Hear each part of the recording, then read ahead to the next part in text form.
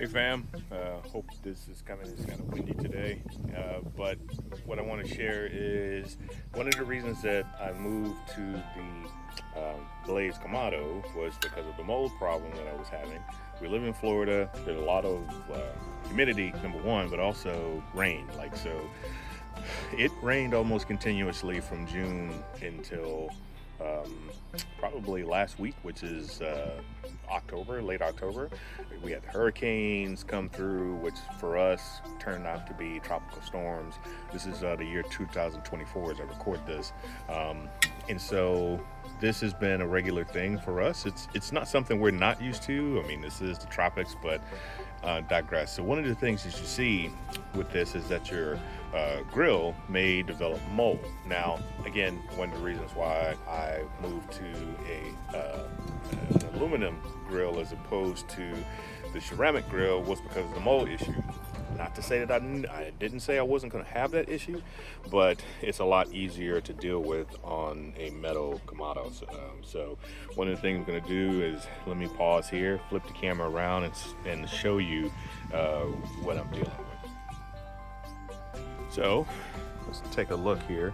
So as you can see, this has been sitting for about 2 months. So I haven't cooked in about 2 months, basically because of my travel. I was in Europe for 2 weeks. It's been in California for a week and a half during the summer. And then, of course, the days that I was home, it rained almost every day, or the threat of rain. Rain doesn't usually stop us, but lightning, which we always get here in Jacksonville, is one of the reasons why. So in any case, you see, I've got mold. I'm about to clean it out. I've got everything else set aside. And I'm going to start a purifying fire, which is what I typically do. But unlike with a Kamodo, one of the things I wanted to show you is that, and I'm going to use my hands, I am going to wash them, but as you can see here, this pretty much just rubs off. I could actually take a cleaner and clean this and get rid of most of this mold just with spraying it down and cleaning it. It would just be more trouble than setting a purifying fire. So what I'm going to do is going to put this bag of charcoal in here, set the whole thing ablaze, get it up to about 500 degrees and let it just cook. So later on, when I am ready to cook today, it should be ready for me to cook on. So that's the plan today, guys, is I'm gonna open up the traps, open up the top vent, let everything just kind of get up to temp, throw the grates in there, let everything just get nice and smoky. And then what we'll do, or not smoky, nice and hot, want to blaze in here, not smoldering, and it'll kill everything else in here. You could do it at a lower temperature, honestly, because it's not so much the temperature of the heat, it's the heat itself that kills pathogens and disease, or whatever you want to call it, or mold. And in this case, I could do it at a lower temperature, but I want to go ahead and just get it over with. So I'm going to try and take it up to about 500 degrees or more. And then by doing that, I'll be able to get a nice cook quicker than I can if I just do a low and slow burn, which will do the job. It just will do it a lot. It would take a lot longer. So that's it. I'll go ahead and finish this up, and I'll even show you what I'm cooking today later. So you may have seen this, but I'm just going to do it anyway. So what I'm doing is, for this purifying fire, is I've got this bag of charcoal, I've got my trusty lighter, I've cleaned out the bottom because I want maximum airflow, no restriction. So I went ahead and dumped the charcoal out of the bottom. I'm going to take this now and set this on fire and basically just let it go. And then once the fire gets up a little bit and these coals burn down past this line right here, when this bag burns down past this line here, I'm going to put the grates on and just stack everything and let it cook. So that's what I'm doing. It's just a purifying burn. You should do this regularly with your grill anyway, just to kill any, to clean it. But it's something that I do 2 or 3 times in the summer, maybe sometimes more, depending on the amount of condensation and moisture that I have from the humidity. So here we go.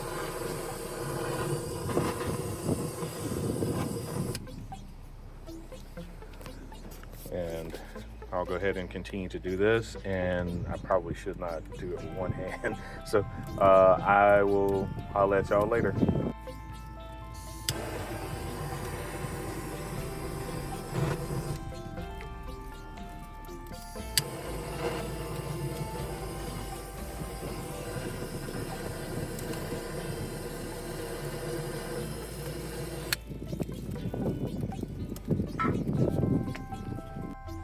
Hey guys, well, got my purifying fire going up, and as you can see, we're at about close to 500 degrees, right? And so you want to have it at about 500 degrees for about an hour. But the other side is, I don't know if you can see because it's hitting the lens a little bit, but as predicted, it's starting to rain. So I don't know if I'll be able to get through my cook today. A little bit of rain, again, won't bother me. I can throw the umbrella up and that type of thing. But what I do have a problem with is hopefully it's not a thunderstorm, which we are subject to here. So we'll see what that looks like. But in any case, now that I'm at 500 degrees, what I'm going to do is throw the rest of these items into here so that they can also receive some of that good purifying love. And I guess I'll talk to y'all later. So, just want to conclude the video by showing you a nice, clean, purified grill, if you will. That purification by fire. It's hot, so my phone, I don't want it to overheat, but you can see I've got coals in there still. I put a second bed of coals on so that I can start my cooking cycle. But even at the top here, where there was some mold that had gathered in this area, is clean. It's at about 350 gallons. This is kind of windy today too, so I'm going to have to play with that when I'm adjusting my dampeners.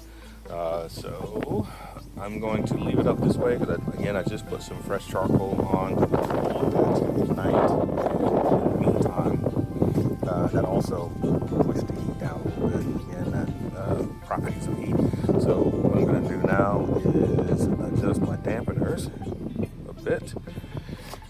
So now we get a nice draw still. So I got it about halfway there, about halfway up top, and then we'll kind of get the chicken on. Today I think I'm doing teriyaki chicken, some jerk chicken, and a 7-bone roast. So things that are going to take a little bit of time.